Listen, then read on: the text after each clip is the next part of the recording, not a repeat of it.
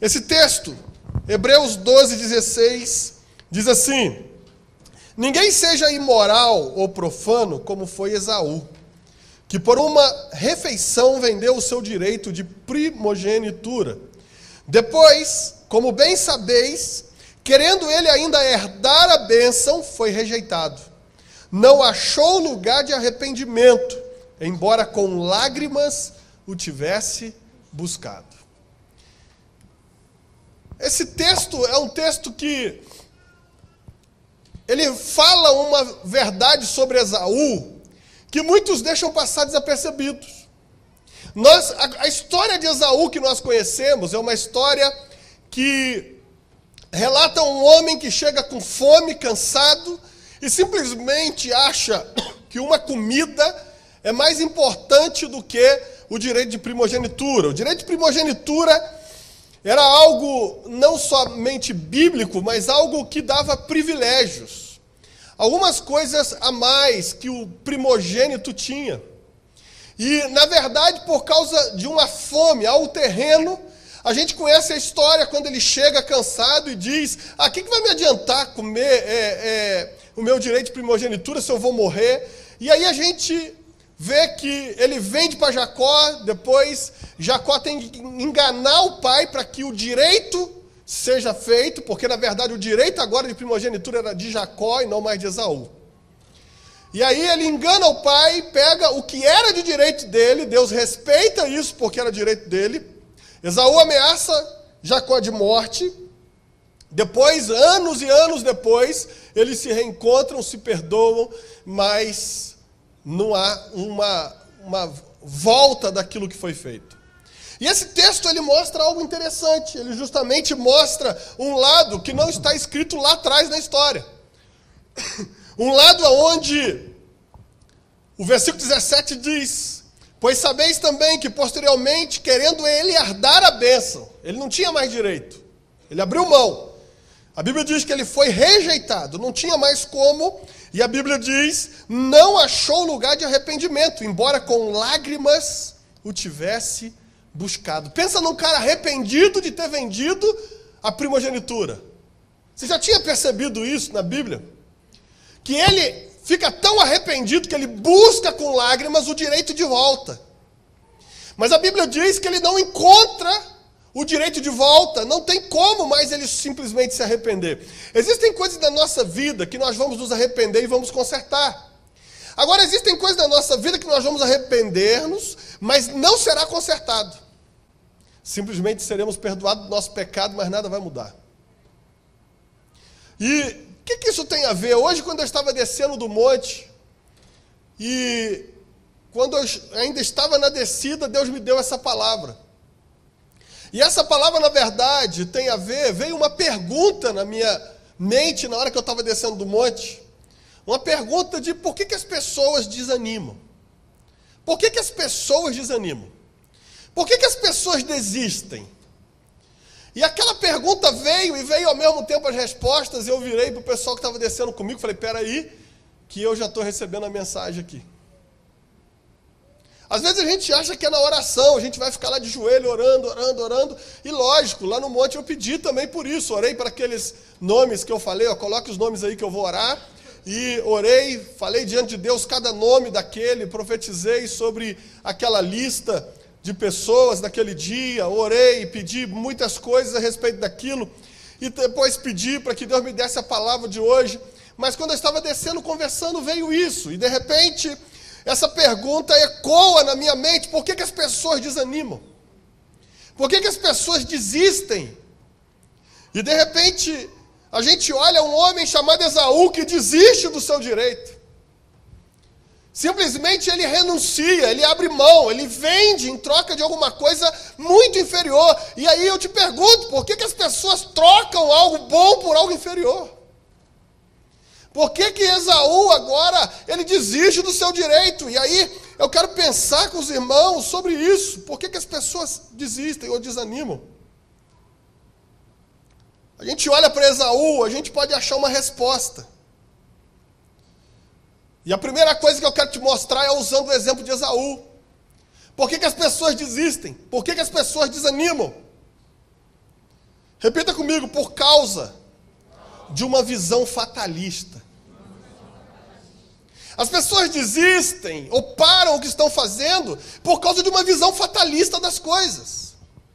Nosso problema é que muitas vezes nós somos fatalistas como Esaú. Tudo para nós é fatal. Se tiver uma discussão no casamento é fatal. Se tiver uma discussão no emprego é fatal. Crentes fatalistas, homens e mulheres fatalistas. Tudo é o fim, não há mais jeito. Pessoas que se sentem como Esaú, que vai me adiantar, eu vou morrer. Meu irmão, o cara não ia morrer. E ele sabia que ele não ia morrer, mas ele estava com a síndrome das pessoas fatalistas. Parece que o problema delas sempre serão os piores. A dor delas sempre vai ser mais doída do que a outra.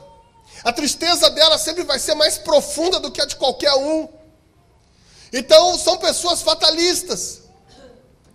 E, na verdade, pessoas que se acham pobre coitado, como Esaú. Ah, coitado de mim, eu vou morrer. Fomos ensinados, influenciados pela Bíblia de Estudo Scofield, a ser fatalistas. Aprenda uma coisa sobre Bíblias de Estudo, irmão. Eu uso a Bíblia Thompson. É uma Bíblia de estudo. Tem a Scofield, tem... até esqueci, tem um monte. Tem Shed, Pentecostal, tem um monte. Tem para tudo quanto é gosto. Agora aprende uma coisa. Numa Bíblia de estudo, a única coisa que foi dita por Deus é a parte do livro. Mas as notas de rodapé, os números do lado que leva para remissões lá atrás, é quem escreveu, quem criou aquela Bíblia de estudo é que está dizendo a opinião dele. Porque senão as pessoas leem as Bíblias de estudo achando que tudo foi Deus. Inclusive as explicações de baixo. E isso aconteceu em 1900, aproximadamente 1900. Foi lançado a Bíblia de estudo de Scofield. E tudo para ele era fatalista. Embora nós tínhamos, e se você for ler os livros de Calvino, livros de John Wesley, livro do Martim Lutero, esses livros vão mostrar que esses homens, eles não pregavam que o mundo ia piorar. Vá ler o livro deles. Eles, por incrível que pareça, eles revolucionaram o seu tempo, como Martim Lutero, dizendo assim, os clérigos estão dizendo que eles é que são santos, o trabalho deles, mas aí Martim Lutero vira e fala assim, não, você é um sacerdote e no seu trabalho tudo é santo. E ele começa a fazer uma nova distinção daquilo que era santo, daquilo que era profano. E ele começa a trazer o sacerdócio universal, aquilo que está lá, nós somos sacerdotes de Deus, nação santa, povo escolhido. Mas até então, no tempo de Martim Lutero, santos eram aqueles que estavam vestidos com a bata, eram aqueles que eram os padres, os bispos, os arcebispos, o papa. E ele é excomungado da Igreja Católica justamente por causa disso. Porque ele vem pregar um evangelho original. Ele começa a dizer coisas e trazendo um futuro que antes não se via. E aí, pela época de 1900, é lançada essa Bíblia de Scofield, aonde embaixo tudo era fatalista. O mundo vai piorar, o mundo vai de mal a pior. E você está entendendo de onde saiu isso? Um século atrás. 100 anos, um pouco mais. E aquilo impregnou o século XIX, o século XX, e agora no século XXI todo mundo é fatalista. A igreja foi tão impregnada por essa cultura de Scofield, da Bíblia de Scofield, que os crentes começaram a dizer, não, se tudo vai ficar por aí, se o diabo vai dominar tudo, se ele vai imperar, então para que eu vou estudar? Para que eu vou governar as coisas? Para que eu quero crescer? E aí sabe o que a igreja evangélica fez de 1900 para cá? Foi entregando tudo para o diabo. Por quê? Por causa de uma visão fatalista. E eu tenho tentado tirar essa visão da sua mente. Eu tenho tentado tirar essa visão de cada pessoa que me ouve, mostrando que Martim Lutero não acreditava nisso, que Calvino não acreditava nisso, que John Wesley não acreditava nisso, que os reformadores não acreditavam nisso. Eles acreditavam no mundo onde o reino de Deus ia invadir a terra. E na verdade, quando nós olhamos para essa realidade, nós deixamos de ser fatalista pensando, não, eu nasci para sofrer. Não, eu nasci foi para conquistar. Eu nasci foi para trazer o reino de Deus para onde eu trabalho e aonde eu estiver. E essa visão fatalista, ela tomou tanto conta de 1900 para cá, que as pessoas nem perceberam que o mundo começou a melhorar. E continuaram ensinando que o mundo vai piorar. Eles não perceberam que doenças estão sendo descobertas curas. Por quê? Porque foi tão travado dizendo que tudo vai ficar ruim, que é daqui para pior, e não percebem que está melhorando. Aí alguém vai dizer, pastor, mas o que o senhor tem que ver é que a degradação moral é igual Sodoma e Gomorra, que chegou a ser destruída por causa dos seus pecados. A verdade é que, às vezes, a venda que o diabo coloca nos nossos olhos é que está nos impedindo de enxergar aquilo que está aqui dentro. Na verdade, eu estou aqui nessa noite para dizer, meu irmão, para de dizer que tudo vai piorar. Na verdade, eu estou aqui para dizer que tudo vai melhorar. Seu casamento vai melhorar, sua família vai melhorar, seu filho vai melhorar, tudo vai melhorar, mas depende de nós. A gente orar, a gente buscar, a gente acreditar, tirar essa visão fatalista de Esaú. Tem um monte de crente com síndrome de Esaú. Ele se converte, aí ao invés dele estar mais para frente e dizer, agora o troço vai funcionar, ele diz, não, agora no mundo tereis aflições. Agora é só problema. Agora, no mundo tereis aflições, mas tem de bom ânimo. E quem estava falando isso é quem venceu o mundo. E ele disse, vocês vão ter problemas sim, mas eu vou livrar vocês de todos. Me diz onde é que está o fatalismo dentro da Bíblia? Onde é que Jesus pregou o fatalismo? Pelo contrário, no meio do mundo que estava fatalmente afetado pelo governo romano, ele disse, eu vim para trazer um evangelho da paz, um evangelho que vai mudar este mundo. Podia estar ruim até lá, de lá para cá só está melhorando. Fala para o seu irmão, começa a enxergar que só está melhorando. Olhe para a nossa vida, irmão, olha para a nossa vida. Antigamente, olha para o nosso país. Você tinha que fazer compra. Recebeu agora de manhã, na hora do almoço, você tinha que fazer compra. Por quê? Porque ficava aquela marcação, lembra aquela, como é que chama, aquela maquininha de marcar preço? Ninguém conhece, né? Aí aquela maquininha funcionava o dia inteiro. Tinha um funcionário para ficar marcando aquele corredor. Quando ele chegava lá no final, voltava aqui para frente, porque o preço já mudou. E o mundo está piorando, hein? Agora não precisa nem mais de check. O cara vai lá no computador, bota 10%, acabou. Isso porque o mundo está piorando. Antigamente você não conseguia comprar nada em 10 vezes, porque os juros eram absurdos. Muito mal você comprava em 3 vezes, estou falando do nosso país. E assim mesmo pagava quase o dobro. Hoje, se vende coisas em 10 vezes sem juros no cartão, a empresa que não vende 10 vezes sem juros no cartão, não vende. Isso porque o mundo está piorando. Antes, alguém ter o acesso a um plano de saúde era terrível. Hoje, o cara vai trabalhar, não precisa de ser grande funcionário, não. Às vezes já tem o plano de saúde embutido. Fala para o seu irmão, acorda, o mundo está melhorando. Fala para ele, você tem que melhorar.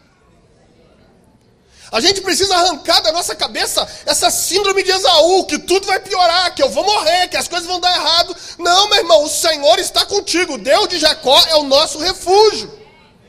Por causa dessa visão fatalista, muitos crentes não cumpriram o propósito que Deus tinha na vida dele.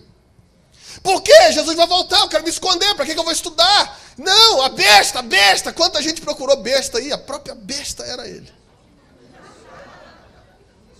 Lembra? Será que é o Papa? Será que é o fulano? Será que é o ciclano? E aí, meu irmão, aí quando eu era criança, pequena em Barbacena, aí ficava assim os ensinamentos. Não, para para toda época tem uma besta pronta para sumir. Você já ouviu isso? Não, sabe? A escatologia, o pessoal ama escatologia. Meu irmão, só tem um jeito de saber. É quando acontecer. Preste atenção numa coisa, a gente é fatalista demais e a gente adora a fatalidade. Aí sabe o que acontece? Está todo mundo preocupado com o Apocalipse. Morrendo agora e indo para o inferno, porque não vai chegar no Apocalipse. O Apocalipse dele é agora. Você entende? Essas coisas fatalistas por décadas atrasou a igreja. Atrasou o povo de crescer e dominar as áreas de influência que Deus queria que as pessoas dominassem. Quando você tem uma visão fatalista, todas as coisas perdem o valor. Esaú, com a sua visão fatalista, não vê valor em ser primogênito. Embora todos queriam ser primogênito. Quando a gente tem uma visão fatalista, o nosso emprego não tem valor. Quando a gente tem uma visão fatalista, o nosso casamento não tem valor. Quando a gente tem uma visão fatalista, tudo na nossa vida perde valor. Por quê? Porque, afinal de contas, tudo vai dar errado mesmo. Só vai piorar. Fale para o seu irmão, saia dessa síndrome de Esaú. Não, meu irmão, arranque esta visão fatalista e não desista, prossiga. Primeira coisa, então, que fazem as pessoas desistirem ou desanimarem, a visão fatalista. Pastor, eu estou trabalhando nesse ministério aqui, mas só vem um, não dá mais do que isso. E eu não vejo isso melhorar. E sabe o que eu estou vendo? Vai ficar assim, visão fatalista. Aí o cara desiste. Você olha, hoje, porque, meu irmão, eu olho para a igreja hoje, mesmo com greve de ônibus, tem muito mais gente aqui do que quando começou essa igreja. Eu queria ter essa quantidade de gente aqui, com greve de ônibus, ter essa quantidade de gente aqui. Eu queria ter essa quantidade de gente aqui quando eu comecei. E que aí tinha eu, Raquel e Mateus garantido. E aí?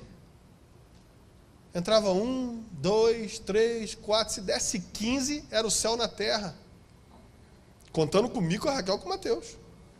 Deu 20, lotou. Saiu pelo ladrão hoje. Meu irmão, arranque essa visão fatalista.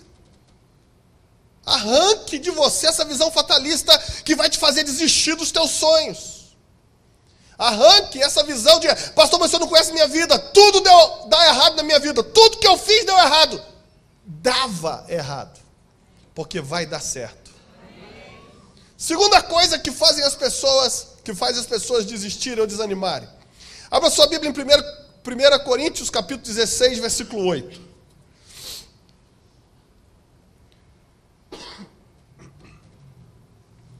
1 Coríntios, capítulo 16, versículo 8.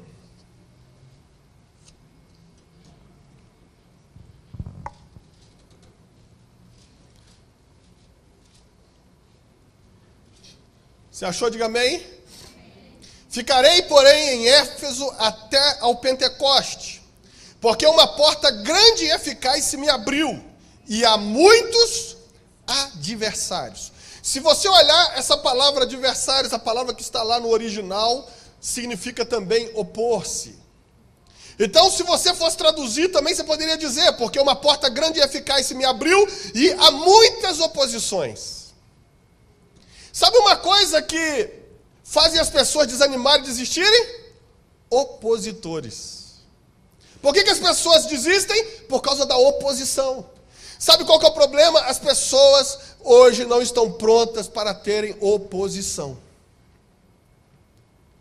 Você olha para o governo, ele tenta passar o rolo compressor na oposição. As pessoas têm dificuldade de lidar com oposições. Quando Paulo está dizendo, eu vou ficar aqui mais tempo, porque uma porta boa se me abriu, mas há muitos opositores, ele está dizendo, eu não vou desistir, a porta é muito boa para eu sair fora. Ele não está dizendo que vai ficar lá, porque lá para onde ele ia tinha oposição. Ele está dizendo, você sabe por que eu vou ficar aqui? Porque abriu uma porta boa e tem opositores.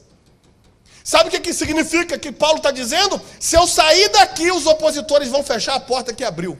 E eu vou ficar aqui para garantir que a porta fica aberta. Sabe por que as pessoas param? Sabe por que as pessoas desanimam, desistem? Por causa de oposição. A primeira coisa que o diabo vai fazer quando você começar a fazer alguma coisa é criar opositores. Levantar pessoas para se opor àquilo que você quer fazer. Se você não é dizimista e vai levantar opositores. Se você não é frequente na igreja e começa a ser, vão levantar opositores. Se você não estava trabalhando na igreja e começa a trabalhar, vai levantar opositores. E de qualquer lugar, meu irmão. Fale para o seu irmão, a oposição faz parte da vida. Às vezes, meu irmão, é a oposição que te salva. Muitas das vezes é por causa de uma oposição, uma objeção, é que você não vai direto para a vala. Quer ver um exemplo? Quando a minha irmã, que é muito mais velha que eu, era criança, pequena em Barbacena, a gente estava em Bom Jesus, Tabapuana, na casa de um amigo do meu pai. Aí, outros amigos dele chegou lá, e aquele cara tinha um Chevette naquela época era um carraço. Aí, e o meu pai tinha um Fusquinha. Não sei por que minha irmã pediu, falou assim, deixa eu ir com eles. E meu pai começou a dizer, não, você não vai. Oposição. Eu nem me recordo bem, mas eu acho até que ela já estava dentro do carro. Mas de qualquer forma, se estava ele mandou sair, se não estava ele não deixou entrar. E ele começou, e ela insistindo, sabe como é que é criança? Insistindo. Resumo da história. Por causa da oposição do meu pai, a minha irmã foi salva, porque depois o carro teve um acidente e morreu todo mundo. Fale para o seu irmão, tem oposição que é para te salvar, meu irmão. De vez em quando a gente tem que ser freado. De vez em quando, meu irmão, a gente tem que ser freado, porque senão não vai fazer a curva. Tem hora que a gente tem que ter alguém para dizer, para, nem que seja para você raciocinar, diminuir a velocidade e continuar. Quando Davi queria guerrear contra o Golias, tiveram opositores. Quem foi o primeiro? Eliabe, o irmão dele, oposição dentro de casa. Davi não se deixou vencer, diz a Bíblia, se desviou dele. O outro opositor de Davi foi Saul. Ele se opôs a Davi guerrear. O que foi que Davi fez? Desistiu? Falou, se o rei não acredita em mim, eu vou fazer o quê? Né? O de casa tudo bem, que santo de casa não faz milagre, mas eu vou embora. Não, ele ficou lá tentando convencer o rei que ele podia vencer. E aí a Bíblia diz que ele convence o rei, a oposição acaba, ele vai para a guerra. E uma coisa assim que não faz muito sentido, o rei sabe que ele era um garoto, que ele não era de guerra, e a Bíblia diz que Saul se destacava dos ombros para cima, significa que ele era o maior cara de Israel. Quem tinha que enfrentar Golias era ele. Aí, olha que ruindade, Saul pega, não basta ser opositor, tem que ser cruel. Saul pega e manda vestir a armadura do tamanho de Saul num garoto. Por isso que aquele menino não conseguiu andar. Você entendeu? Estava fora da medida. Era um peso superior, era o peso que Saul aguentava, não um garoto. Aí parece que agora, poxa, como é que eu vou lutar? Eu vou fazer o quê? Sabe o que ele faz? Eu vou sem isso. E a Bíblia diz que ele vence essas oposições e ele vence Golias. Sabe qual que é o nosso problema? A gente está dando muito ibope para a oposição. A gente está dando muito ibope para a oposição. Está gastando muito tempo com a oposição. Oposição, meu irmão, você não tem que parar para conversar com ele tem que vir falando atrás de você. Oposição tem que ficar te perseguindo para tentar dizer, para tentar ser ouvido. Mas não, a gente está parando por causa da oposição. A gente está deixando de caminhar porque tem opositores. Não deu ouvido à oposição, prossiga. Terceira coisa, por que as pessoas param e desanimam ou desistem? 2 Coríntios 5, versículo 7. 2 Coríntios 5, versículo 7.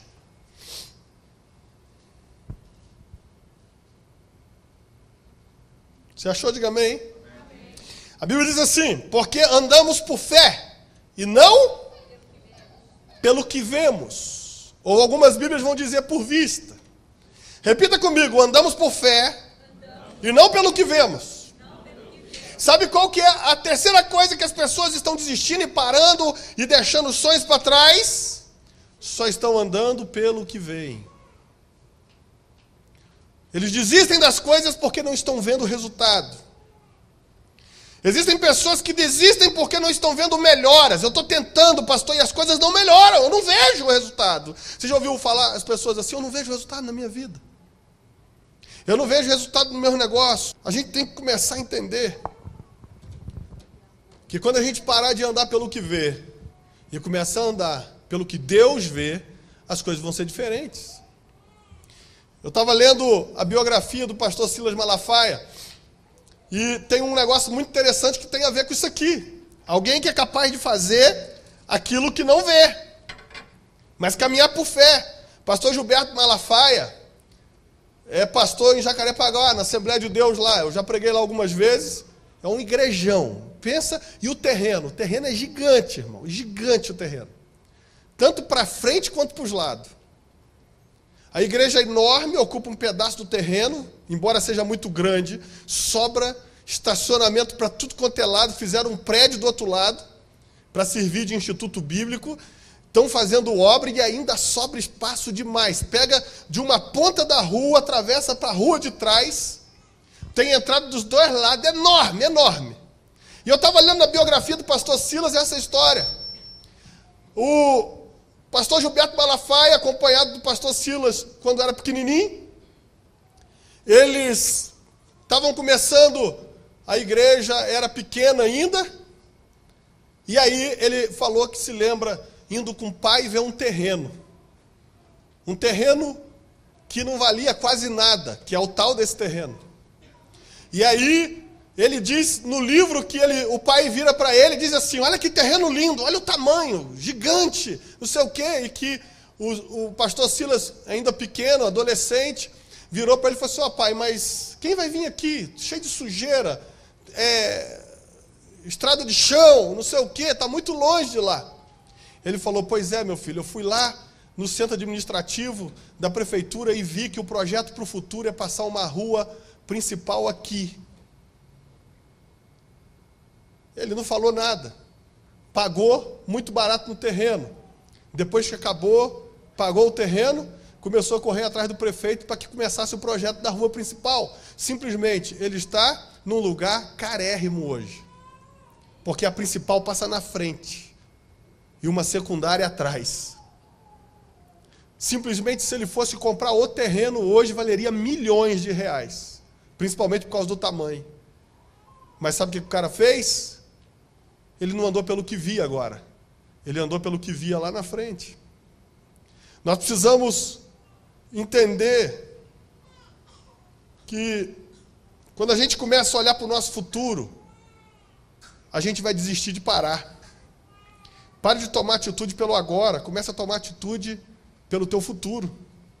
Se você olhar o Evangelho de Lucas 13, 7, você conhece, não precisa nem de abrir. Evangelho de Lucas, capítulo 13, versículo 7, mostra assim: pelo que disse ao viticultor: há 3 anos venho procurar fruto nessa figueira e não acho. Pode cortá-la. Para que está ela ainda ocupando inutilmente a terra? Ele, porém, respondeu: Senhor, deixa ainda este ano, até que eu escave ao redor dela e lhe ponha estrume, adube. Se vier a dar fruto, bem está. Se não, tudo bem, vou mandar cortar. Você já ouviu esse texto aqui, não já? Isso aqui é um dos exemplos também que mostra muito o que a gente faz quando a gente não vê o resultado. Corta, vende, joga fora, dá para os outros. Nosso problema é que nós não queremos adubar nada na nossa vida. A gente quer que seja pronto. O chefe da terra vira e diz assim, pode cortar, 3 anos eu quero fruta, essa árvore não dá. O empregado fala assim, não, vamos adubar. Vamos melhorar ela, vamos tratar melhor do que a gente estava tratando, e do ano que vem volta, vamos ver se vai dar resultado. A gente, muitas das vezes, simplesmente manda cortar, ao invés de tentar recuperar. Só porque não está vendo o fruto. Às vezes o nosso sonho não deu fruto, a gente manda cortar. Corta. Esse sonho não é de Deus, não. Às vezes o nosso trabalho não está dando fruto, vou parar. E isso não é de Deus, não. Ei, meu irmão, se o teu sonho está dando fruto, adube. Amém. Dedique mais tempo a ele. Se as pessoas dedicassem ao plano A, o tanto que ela dedica pensando no plano B, o plano A dava certo. Sabia disso?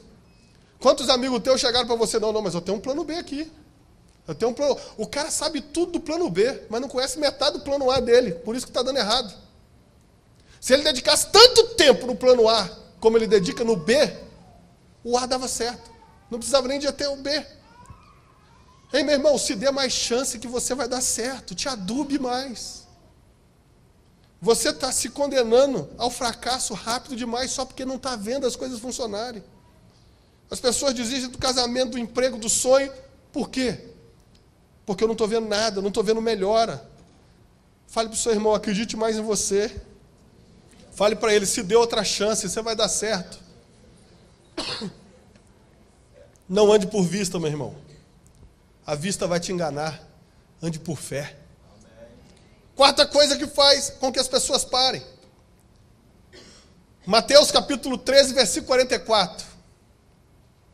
E nesse aqui eu vou fazer um gabinete coletivo.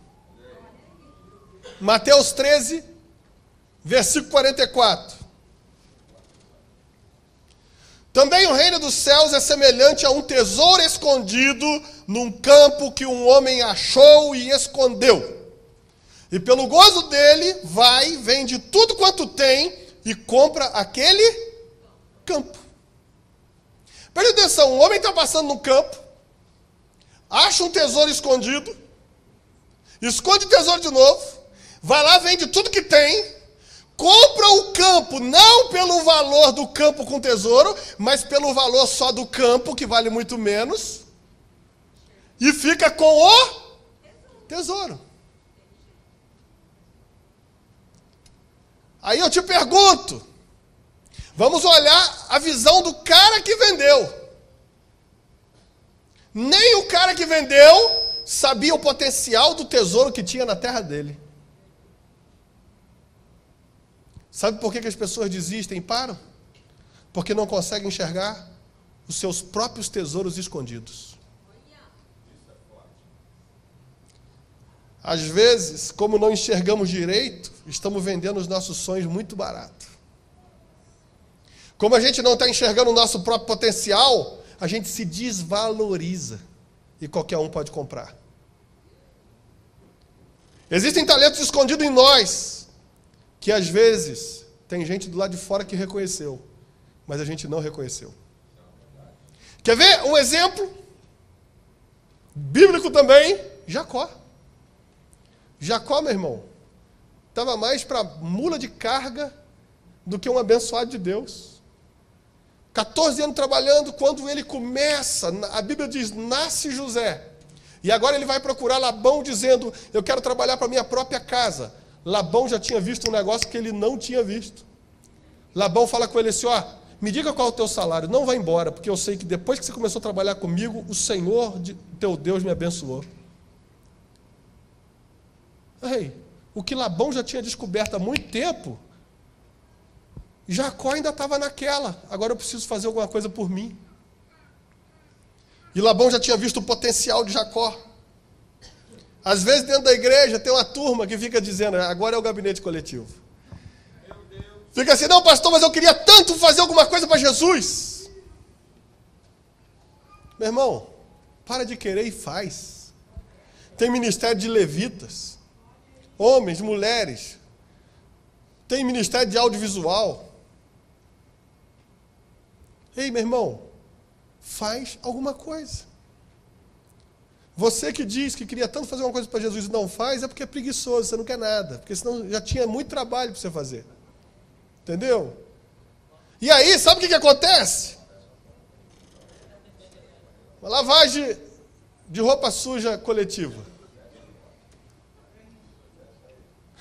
Fecha a porta para ninguém sair, né?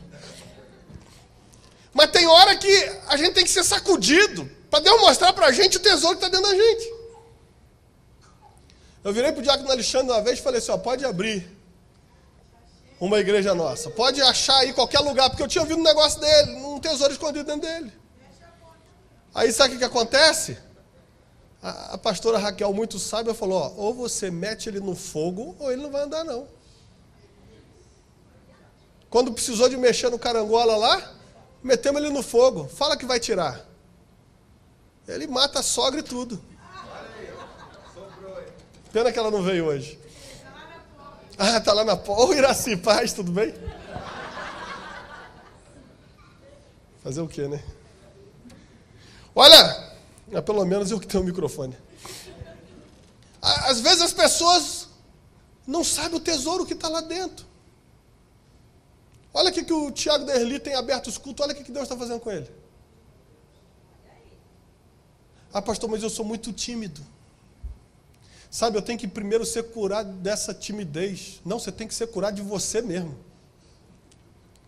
Você tem que ser curado da tua mente que está te destruindo. Sabe, a gente precisa entender, irmão, tem um tesouro escondido dentro de cada um aqui dentro. Não desista de procurar até que você ache. Se você olhar para uma empresa que é orgulho nacional, chamada Petrobras, agora está meio num vexamezinho aí, né? Mas a Petrobras se tornou especialista em perfuração de poços em águas profundas, sabia disso? No planeta. Ela é especialista em perfuração de poços de petróleo em águas profundas. Pergunta ao seu irmão, por quê?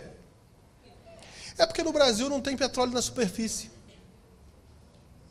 Se fosse no Texas, os caras cavam lá qualquer coisa, e ao invés de sair água, sai petróleo. Mas ninguém vai chamar as empresas do Texas para perfurar em alto mar. Por quê? Quem é especialista é quem venceu a dificuldade. Ei, isso que é dificuldade para você hoje vai se transformar na sua especialidade amanhã. As pessoas vão te lembrar porque você venceu essa dificuldade. Aí alguém vira para mim e fala assim, pastor, mas eu tive problema no meu casamento, e como é que eu vou? Não, vença essa dificuldade que você vai ser especialista em resolver problemas de casamento. Pastor, mas eu já quebrei 20 vezes. Que não quebre a 21 e se transforme no especialista em levantar empresas. Você já sabe 20 formas de quebrar. Não repita. Você está entendendo? Hoje o que está sendo dificuldade para você vai ser o teu cartão de visita de especialidade de amanhã. Quinta coisa, 1 Reis 19, versículo 2. 1 Reis, capítulo 19, versículo 2. Por que as pessoas param ou desistem ou desanimam? Está aqui. Então Jezabel mandou um mensageiro a Elias a dizer-lhe, assim me façam os deuses e outro tanto, se de certo amanhã, a estas horas, não puser a tua vida como a de um deles. O que vendo ele se levantou e para escapar com vida se foi e veio a Berseba, que é de Judá, e o deixou ali o seu moço. E ele se foi ao deserto, caminho de um dia, e veio e se assentou debaixo de um zimbro e pediu em seu ânimo a morte, e disse, já basta, ó Senhor, toma agora a minha vida, pois não sou melhor do que meus pais. O que aconteceu com este homem chamado Elias? Cheio de fogo de Deus, cheio de poder de Deus, que é capaz de ter disposição para vencer e desafiar 450 profetas de Baal, fora os 400 de poste ídolo. Significa que esse cara é tão ousado que ele desafia 850 profetas de outros deuses para um confronto de deuses em cima do Carmelo, dizendo: o Deus que responder com fogo, esse é Deus, e o outro grupo vai morrer. Que ânimo é esse que esse cara tem? E de repente, a Bíblia está dizendo que o ânimo desse cara acaba. Esse cara tinha fechado o céu, não chovia por causa da palavra dele, sob a palavra dele voltou a chover. Que cara é esse? É o grande profeta Elias. Mas será que aconteceu? Faltou oração? Elias parou de orar. Deve ser isso? Não. Parou de jejuar? Não. Ele apenas perdeu a motivação. Sabe qual é a outra coisa que destrói e está destruindo muita gente? Falta de motivação. As pessoas desistem porque não tem mais motivação. Ele simplesmente perdeu a motivação. Não foi porque parou de orar, não foi porque parou de jejuar. Motivação vem de motivos. Ele tinha motivos para vencer aquela batalha. Ele estava se automotivando. Ele queria mostrar que o Senhor é Deus. Agora, o motivo acabou. Todos já viram que o Senhor é Deus. E levanta uma enviada do inferno para tirar o ânimo do cara. Se você tiver motivos, você não desiste. Por que tem mãe que luta? Porque tem que criar o filho. Às vezes o filho é doente e ela de sol a sol, lutando com todas as forças. E de repente, se acontecer do filho morrer, ela também quer morrer, porque perdeu a motivação. O motivo acabou. O problema é que no meio do caminho, nós esquecemos por que chegamos até aqui. O problema é que a gente se esquece. Quando nós esquecemos o porquê, nós não teremos o para quê. Se você esqueceu do porquê da sua vida, você não vai ter o para quê viver. Se você esquecer do porquê que você está dentro da casa de Deus, não vai ter o para quê estar na casa de Deus. Se você esquecer o porquê das coisas da sua vida, o para quê não vai fazer sentido. Você não pode ficar dependendo de motivação externa. Porque pode vir ao contrário. O governo pode decretar alguma coisa lá que detone o teu mercado. O pastor pode não escolher você para aquele cargo, e aí detona o seu coração. Então, a motivação não pode ser externa, irmão. Quando a motivação é externa, se ela acabar, você acaba. Quando a motivação é de fora e não de dentro, quando aquilo for concluído, você perdeu o sentido da sua vida. Mas quando os motivos são internos, quando a motivação está aqui, o motivo por que eu vou lutar está aqui, então eu não dependo do que está acontecendo fora, porque eu continuo com o meu motivo, e eu vou atrás do meu motivo. Não perca a motivação. Mas como é que não perde a motivação? Não esquecendo do porquê. Por que você está lutando? Por que você está batalhando? Por que você está trabalhando? Se você trabalha só para sobreviver, é um motivo. Mas você vai morrer mais cedo. Porque é um motivo que, tipo assim, eu vou comer, eu tenho a casinha. Por que as pessoas param? Porque já conquistou o que queria. Perdeu a motivação. Ei, meu irmão, você tem que criar novos planos. Na medida que você alcança alguns, você cria novos. Tem que haver novos motivos para que você continue tendo novas disposições. Você precisa se motivar. Não pode ficar esperando um elogio. Você já viu? Muitas das vezes, se de repente a pessoa prega, e eu vou lá e falo com ele. Ó, você tem que melhorar nisso, nisso, nisso e nisso. De repente o cara vai dizer o quê? Pô, cara, eu pensei que eu tinha arrebentado. O pastor está com inveja. Está com inveja, só porque eu arrebentei. Não, meu irmão, você sabe tudo que eu queria? É que um cara tipo o pastor Silas, ou um JB, ficasse ouvindo as minhas fitas. Isso é porque eu li muito sobre fita hoje. Olha só, ficava ouvindo, tá lá na biografia do Silas, era fita pra cá, fita pra lá, fita pra cá. Acontece, né? De tanto você ler, você... Tudo bem. Um dia da caça, outro do caçador. Mas deixa eu te falar. Eu queria que alguém ficasse olhando o meu Blu-ray pra depois ficar dizendo assim, olha só, Gerson, nessa parte aqui, você não precisava ter falado isso, você devia ter usado dessa outra forma. Você já imaginou se o pastor Silas falasse, não, eu vou te discipular na tua mensagem, eu vou te ajudar. Aí você imagina, eu ia virar top. Eu ia superar o mestre. Porque se o mestre vai me mostrar o que está de errado, concorda comigo ou não? Não, mas as pessoas não querem ouvir críticas. Aí se você chegar para ela e disser assim, olha, a tua voz está meio ruinzinha, procura uma fono, ou então faz a aula, ou então vai vender batata. Não volto mais não. Que isso, cara? Pô, eu estava esperando uma palavra de motivação do pastor. Está precisando de motivação externa? Você vai se arrebentar. Funcionário que depende de motivação do patrão não vai chegar longe, não. Porque até o patrão se tocar que você fez algo bem feito que já era para fazer, porque ele te paga para isso, vai demorar. Aí ele pode estar até achando que é bom. Não, pô, esse funcionário é bom, mas lembra só quando está longe de você. Aí sabe o que vai acontecer? Você vai desmotivar. Ninguém reconhece o meu trabalho mesmo. Ninguém reconhece. Ninguém... meu irmão, a motivação, o motivo tem que estar aqui dentro. O motivo tem que vir daqui de dentro.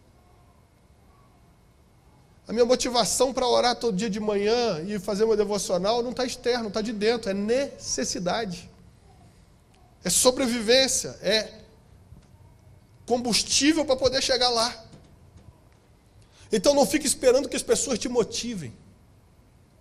Não fique esperando achar um bom livro de autoajuda. Eu não tenho problema com livro, irmão. Pode ler à vontade. Hoje eu terminei o 15º desse ano. Deixa eu te falar uma coisa. Eu gosto de livros. Você pode ler à vontade. Mas não espere que os livros vão te motivar. Você tem que estar motivado aqui dentro. Meu irmão, ler é chato. Vamos combinar. Ler a Bíblia é mais chato ainda. Pastor, que absurdo, que heresia. Não, meu irmão, eu só sou realista. Você acha que é fácil para mim, todo dia de manhã, separar 1 hora do meu tempo para ficar lendo a Bíblia, que inclusive é essa aqui de leitura, só para você saber, eu estou em João, capítulo 11, e estou lendo cada livro 3 vezes antes de passar para frente, para fixar. Não. Sentar e ficar lendo 1 hora, depois de já ter orado 1 hora, e sabendo que depois eu vou ler mais 1 hora de livro, é chato demais. É verdade, estou sendo sincero. Mas na hora, meu irmão, que você está pregando, e o Espírito Santo pode usar tudo que você leu, aí é bom demais. Mas o problema é que a gente só quer a parte do Espírito Santo usar aquilo que a gente não leu. Ele vos fará lembrar. Então, sabe qual que é o nosso problema? E qual que é a minha motivação? Por que eu venho então e faço esse tempo de devocional? Por que eu vou ler? Por que se eu vou para um médico e eu vou ficar lá 2 horas, já sei que o cara atrasa, aí a gente vai ficar lá assim, já viu? Consultório de médico. Aí olha para a secretária, tipo assim, não se tocou? Meia hora já passou. Meu irmão, quando eu tenho que fazer vistoria no carro, eu nem vejo a hora passar. Mas não é porque é 10 minutos. Geralmente leva 2 horas, 3 horas, mas tem hora que eu falo assim, esse troço saiu já. Eu tinha que acabar esse capítulo aqui. Aproveite teu tempo. Coloque motivos para você fazer as coisas. Sabe? Vá mais longe. Se discipline. Porque se você achar um motivo, pode ser chato, mas você vai fazer, porque tem um motivo. Tem gente que não gosta de tomar banho, mas sabe que tem um motivo para tomar banho. E aí o cara toma banho por causa do motivo, não porque gosta. Você entende isso? Adolescente geralmente é assim, me perdoem. Vamos falar que é criança, né? Então, criança... Então, presta atenção, irmão. Quantas vezes, mãe, você ficou pro teu filho assim, vai tomar banho, vai tomar banho, vai tomar banho. Deixa ele feder, irmão. Porque criança é cruel. Porque quando ele chegar com um coleguinha, vai dizer, tu tá fedendo, hein?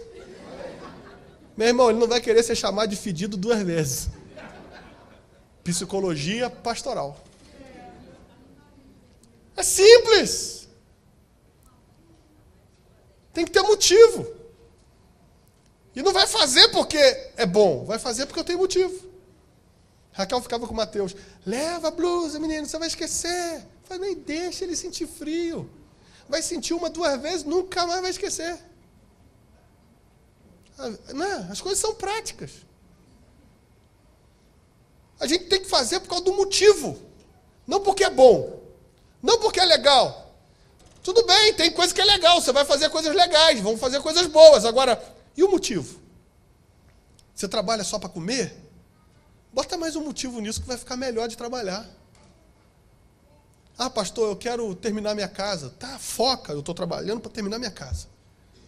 Eu estou trabalhando para comprar o carro. Estou trabalhando porque dia 6 de maio está chegando, eu tenho que dar um ótimo presente para o pastor. Estou trabalhando, estou mandando a mensagem subliminar, entendeu? Entendeu? Então, sabe? Ei, meu irmão, bota o motivo. Não, pastor, mas eu não... Já viu aqueles caras que falam assim, não tenho ambição nenhuma na minha vida, então trabalha para mim, trabalha de graça e vamos, não tenho ambição para nada, trabalha só, se ocupa e me dá o dinheiro, acabou. Sabe, a pessoa, não, eu não tenho muita ambição na minha vida, não, morre infeliz. Está atrapalhando o mundo, pegando o emprego dos outros que está a fim de crescer, alugando o ouvido de quem não quer ouvir. Fale para o seu irmão, crie os teus próprios motivos.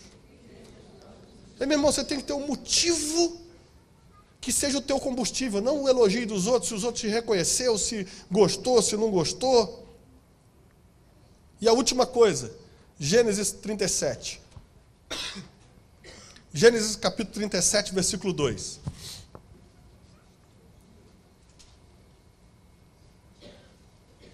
Gênesis 37, versículo 2.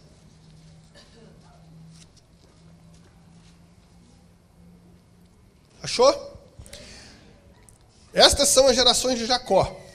Sendo José de 17 anos, quantos anos, irmãos? 17.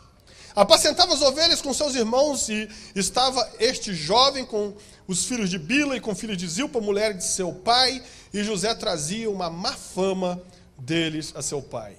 Traduzindo, fazia fofoca deles para o seu pai. Pula para o capítulo 41, versículo 46. Capítulo 41, versículo 46. Achou? E José era da idade de 30 anos quando esteve diante da face de Faraó, rei do Egito. E saiu José da face de Faraó e passou por toda a terra. Com quantos anos ele virou governador do Egito? 30. Quantos anos ele tinha quando levava uma notícia? 17. Sabe qual que é a questão? Por que as pessoas desistem? Pela distância ou pelo próprio caminho?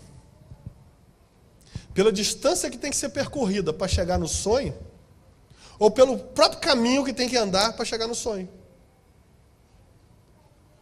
Alguns desistem por causa da distância. Entre José com 17 ao José governador do Egito, tinha 13 anos de distância. Vai caminhar 13 anos. Bota isso como caminho. Alguém sabe aqui quantos quilômetros que a gente anda em média por dia? Ninguém sabe? Eu também não, esperava que alguém soubesse. Pô, o pessoal com Google, com não sei o quê, pelo amor de Deus, né? Você devia saber também. Eu também não tenho que saber tudo, né? Mas eu esperava de verdade que alguém soubesse. Mas vamos fazer um chute, então? Um chute coletivo? Você devia saber disso, hein, Mateus? Isso sabe tudo, cara. Olha só. Uns 12 quilômetros por dia? 5? 1,5. Não, olha só. Tá andando. Não, andando assim, ó. Fui na sala. Fui lá, porque dia 6 de maio tá chegando. Fui lá na coisa comprar um negócio pro pastor. E tal. Sabe, andar assim dia a dia? Eu não sei quanto. Hã? Vamos botar que seja uns 2 quilômetros. Ainda é muito? Gente, vocês são muito preguiçosos. Quando eu vou pra academia, eu ando 7 quilômetros só naquele transporte. Ah, quando vou? Você entendeu? Ó, vamos aprender interpretação de texto. Quando vou? Entendeu? Se liga aí. Mas presta atenção. Vamos dizer que seja 1 quilômetro. Porque eu já estou sentindo que o pessoal já está assim. Mas olha só. Vamos dizer que foi 1 quilômetro. 1 quilômetro por dia. Transforma. Já está até faltando a bombinha, né? Mas olha só. Transforma 1 quilômetro por dia para 13 anos. Que tamanho é esse caminho? Que tamanho é esse caminho? O cara vai dar volta no planeta, sei lá quantas vezes, em 13 anos. José tinha tudo para desistir. Pensa num caminho longo, era o de José. E tem outra coisa, às vezes as pessoas não desistem só por causa da distância do caminho.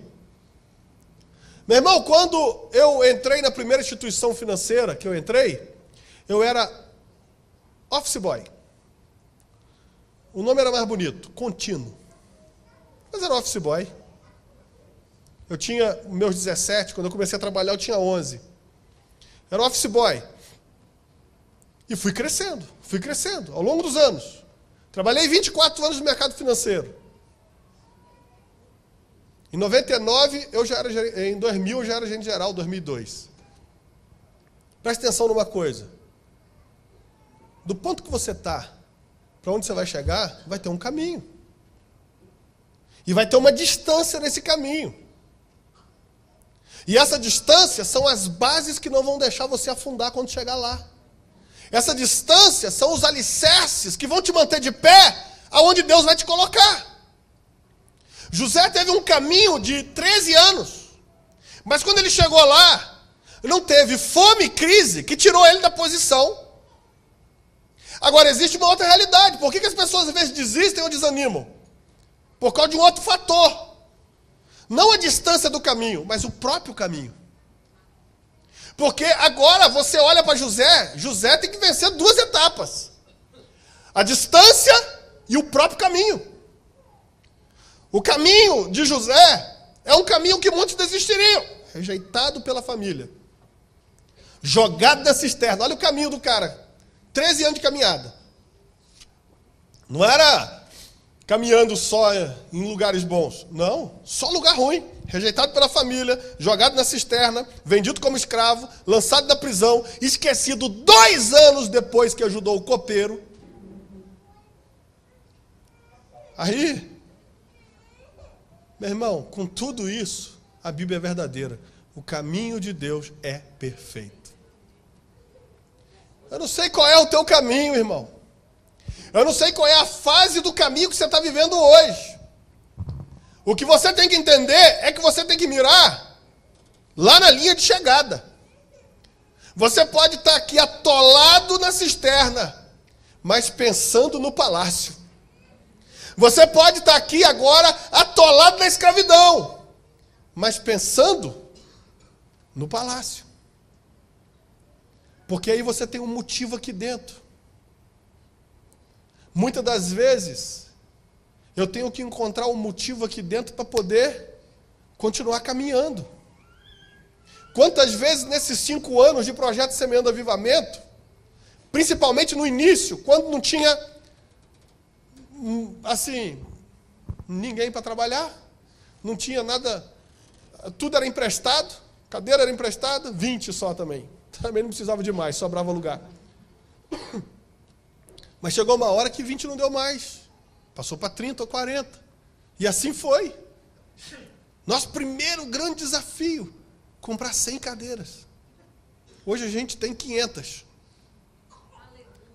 Olha, meu irmão, daqui a pouco vai falar, não, pastor, 500 não dá não, tem que ser 1000.